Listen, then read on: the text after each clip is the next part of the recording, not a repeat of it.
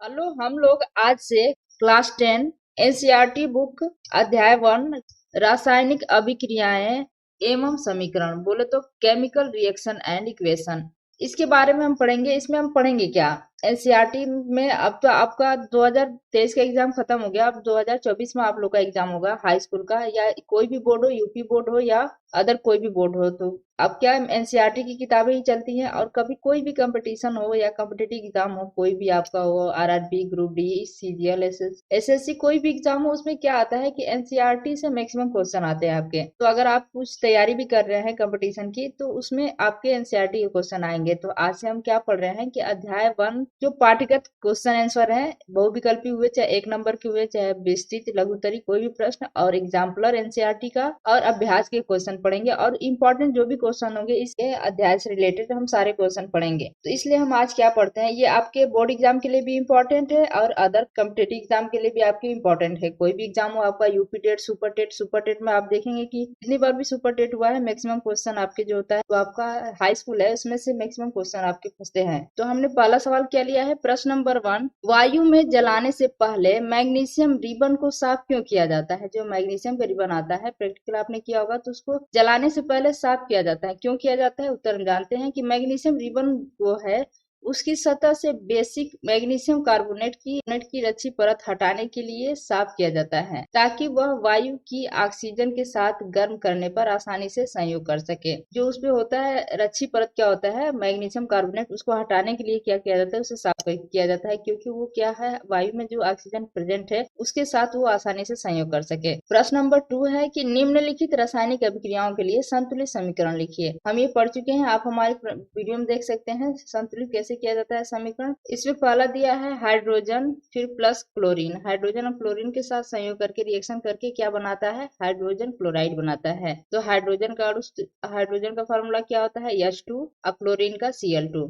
तो H2 plus Cl2 मिलाकर क्या बनाएंगे, हाइड्रोजन क्लोराइड। हाइड्रोजन क्लोराइड का क्या होता है, HCl। तो हाइड्रोजन क्लोराइड का HCl हुआ, तो ये अभिक्रिया करने के बाद क्या बनाएंगे, 2HCl बनाएंगे। इसलिए 2HCl बनाएंगे इसे, क्योंकि हम यह पूछा है ना संतुलित समीकरण कीजिए, ये हमें संतुलित करना है इस समीकरण को। तो देखिए यहाँ पे कितना है, हाइड्रोजन की संख्या 2 है, यहाँ पे हाइड्रोजन की संख्या कितनी है, 2 है, यहाँ पे क्लोरीन की संख्या भी 2 है। कितनी हुई, 2 है। देखिए यहाँ पे 2 लिखा है, 2। अब यहाँ पे जो है, यहाँ पे जो होगा, इससे हम क्या करते हैं, ये 2HCl का मतलब क्या हो गया कि 2 हाइड्रोजन और 2 क्लोरीन, 2HCl आप समझ सकते हैं ऐसे कि 2HCl। जैसे आप मैथ का फार्मूला आता है ना कि कोष्टक के बाहर अगर लिखा है कोई, तो ये इसे आप मान सकते हैं कि क्या है, ये कोष्टक में है, 2 बाहर है, तो 2 किसके लिए होता है, दोनों के लिए होता है। 2 का गुणा करेंगे तो क्या आ जाएगा, ये 2H आ जाएगा, फिर उसके बाद ये 2Cl। इसका मतलब क्या हो गया, 2H हो गया, 2Cl हो गया। इस तरह से हम देख सकते हैं क्या कि हमारा समीकरण संतुलित है। अब दूसरा है, barium chloride plus aluminium sulphate के साथ अभिक्रिया करके क्या बनाता है, बेरियम सल्फेट और एल्युमिनियम क्लोराइड।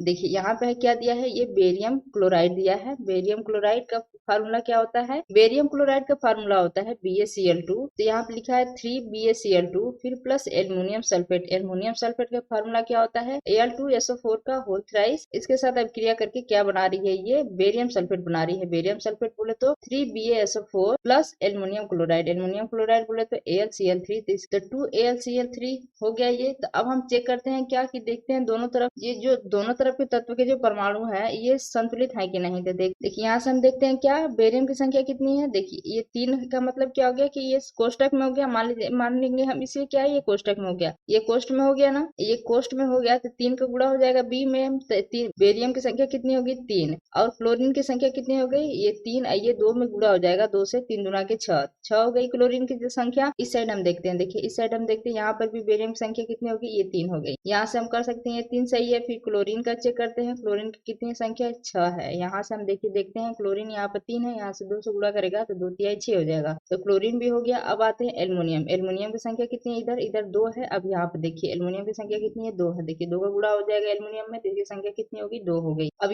SO4 देखते हैं, इसकी संख्या कितनी है, 3 है। अब यहाँ से भी देख लेते हैं, देखिए SO4 है यहाँ पे, आज की आगे 3 है, तो इसका मतलब क्या हो गया, 3 SO4 के लिए भी हो गया, इसकी भी संख्या कितनी होगी, 3 हो गई, SO4 की संख्या 3 हो गई। आप अलग अलग भी देख सकते हैं सल्फर और ऑक्सीजन करके। तीसरा है सोडियम प्लस जल, सोडियम प्लस जल, अब क्रिया करके क्या बना रहे हैं, सोडियम हाइड्रोक्साइड और हाइड्रोजन। तब सोडियम का फार्मूला क्या होता है, Na, और जल का H2O, और सोडियम हाइड्रोक्साइड का NaOH। तो इसका जो संतुलित किया गया है, ये इस रासायनिक अभिक्रिया को संतुलित करने के लिए 2Na प्लस 2H2O, अब क्रिया करके बना रहे हैं क्या, 2NaOH प्लस H2। तो अब हम देखते हैं कि दोनों तरफ बराबर है कि नहीं। तो देखिए यहाँ पर सोडियम की संख्या कितनी है, 2 है, यहाँ पर भी सोडियम की संख्या 2 है, और यहाँ पे कितनी है, हाइड्रोजन की संख्या 4 है। यहाँ पे देखिए कितनी है, 2S के लिए यहाँ से हाइड्रोजन 2, यहाँ से हाइड्रोजन 2, तो कितनी हो गई, 4 हाइड्रोजन हो गई। ऑक्सीजन कितनी है यहाँ पे ऑक्सीजन 2 है, यहाँ पे देखिए ऑक्सीजन 2 है, क्योंकि अगर आप इसको ऐसे करते हैं, सोडियम बराबर भी 2 हो गया और ऑक्सीजन बराबर भी 2 हो गया, अब हाइड्रोजन बराबर भी 2 हो गया, मतलब 2